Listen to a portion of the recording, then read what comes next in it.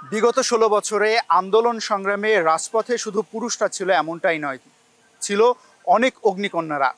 তেমনি একজন ছাত্রদল নেত্রী মাকসুদা মনি।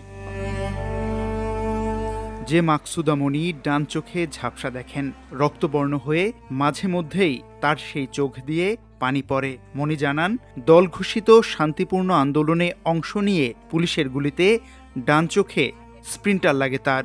সবচেয়ে কষ্টদায়ক মানে স্প্রিন্টারটা আপনাকে যে খুব বেশি ব্যথা দেয় বা যন্ত্রণাদায়ক হয় তা না, তবে এটা যদি এমন কিছু জায়গা আছে যেখানে লাগলে এটা আপনাকে সারা জীবন বহন করতে হয়, যেটা আমাকে বহন করতে হয় আমার চোখ দিয়ে। প্রতিনিয়ত চোখ থেকে তো পানি পড়েই, 2 মাস 3 মাস পর পর দৌড়ে ডাক্তারের কাছে যেতে হচ্ছে এবং কন্টিনিউ এখনও ট্রিটমেন্ট চলতেছে।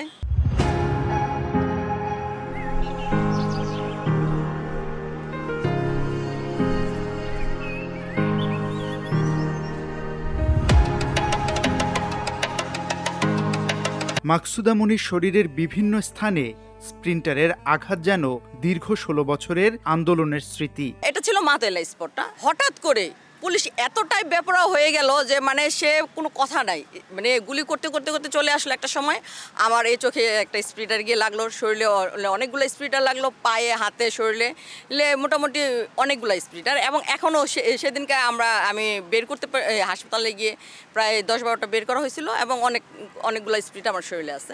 একজন শিক্ষার্থী হওয়া সত্ত্বেও বিগত দিনগুলোতে নিজের শিক্ষা প্রতিষ্ঠানের পরিচয় দিতে পারেননি মনি।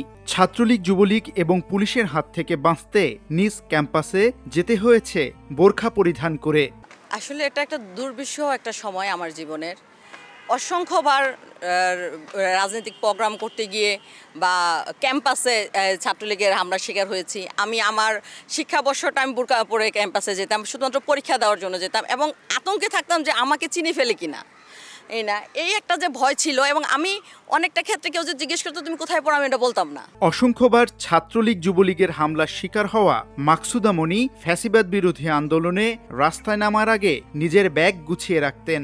আটক হয়ে কারাগারে যাওয়ার ভয় তাকে স্পর্শ করতে পারেনি। একটা ছোট একটা ব্যাগ গুছানোই থাকতো। আমি 5 তারিখে ব্যাগটা খুলছি, মানে ওইখান থেকে এবং আমি এই ব্যাগটাকে খুব যত্ন করে রাখতাম। মানে কয়েকদিন পর ওইখানে কাপড় চেঞ্জ করতাম, কেননা যদি গ্রেফতার হই আমাকে তো সেখানে পড়ার জন্য জামা লাগবে। বিগত 16 বছরে রাজপথে আন্দোলনে নামতে তার মনকে দমাতে পারেনি কোনো আঘাত। মৃত্যুকে আলিঙ্গন করার স্বপ্নই যেন ছিল মনির একমাত্র চাওয়া। মৃত্যুটাকে ভয় পাইতাম না। আমি 5 তারিখের আগ পর্যন্ত মানে একটা সম্মানের সাথে কি আমার জানাজাটা হবে, আমার কবরটা কি আমার জায়গাতে, আমি যেখানে জানি যে আমাদের পারিবারিক কবরস্থান সেখানেই কি আমার মাটি হবে, নাকি কোনো নদী নালায় কোনো নর্দমায় বা এমন এক জায়গায় আমার লাশটা পড়ে থাকবে যেটা কোনো সন্ধান আমার পরিবার পাবে না। এই একটা অনিশ্চিত কিন্তু ছিলই এবং অদৃশ্য কাপড় শরীরে জড়াই কিন্তু রাজপথে নামতাম। জুলাই আন্দোলনে পুলিশের বুলেটের সামনে বুক চিতিয়ে দাঁড়িয়েছিলেন তিনি। নিজ সংগঠনের নির্দেশনা অনুযায়ী 16 থেকে 36 জুলাই পর্যন্ত আন্দোলনে বিভিন্ন স্পটে নেতাকর্মীদের সঙ্গে নিয়ে রাজপথে সুদৃঢ় অবস্থান ছিল তার। যখন 144 ধারা জারি করলো, আমার অবস্থান ছিল বনশ্রীতে।